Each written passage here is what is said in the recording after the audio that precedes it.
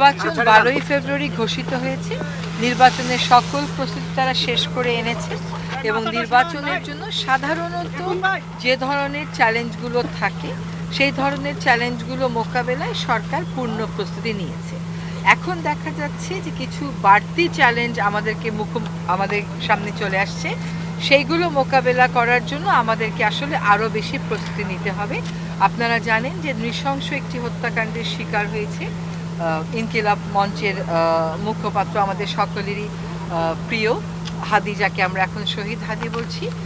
এই যে সহিংসতা করে একটা ভীতিকর অবস্থার সৃষ্টি করা, আগুন দিয়ে একটা ভীতিকর অবস্থার সৃষ্টি করা, এটা করাই হচ্ছে যাতে নির্বাচনটা অনিশ্চয়তার দিকে চলে যায়, নির্বাচন নিয়ে একটা ভীতির পরিস্থিতি সৃষ্টি হয় এবং মানুষ নিরুৎসাহিত হয়। সেজন্যই আমরা বাড়তি কাজ হিসেবে বলছি এই ব্যবস্থাগুলো আজকে দেখছেন, ভোটের গাড়ি, এগুলো হচ্ছে জনগণকে বলা যে সরকার নির্বাচনের জন্য বদ্ধপরিকর। সরকার জানে জনগণও ভোট দিতে খুবই আগ্রহী, রাজনৈতিক দলগুলো নির্বাচনের পক্ষে আছে।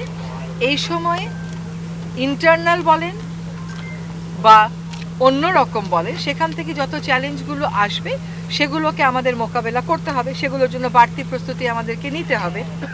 এখন নিরাপত্তাটাকে একটা বড় ইস্যু করে ফেলা হচ্ছে মানুষের মনে ভয়টা ঢুকানোর জন্য। কিন্তু সেটাই যদি হতো, মানুষ যদি ওইটাকেই ভয় পেত, তাহলে কি জুলাই আগস্টে মানুষ এভাবে করে প্রাণ দিত না তো। এই জাতির ভয়কে জয় করার একটা ইতিহাস আছে, এই জাতীয় সেই ইতিহাস আবারও নিশ্চয়ই পুনরাবৃত্তি করবে। আর আমরা এই ভয় দিয়ে জয় করার যে একটা অপচেষ্টা, সেটাকে একেবারে গুড়িয়ে দেওয়ার জন্য আমাদের প্রস্তুতিটা করে যাচ্ছি এবং প্রস্তুতি আরও জোরদার হবে। আমি নিশ্চিত যে নির্বাচন কমিশন স্বরাষ্ট্র মন্ত্রণালয়ের সাথে তাদের যে কোঅর্ডিনেশনটা আছে সেটাকে আরও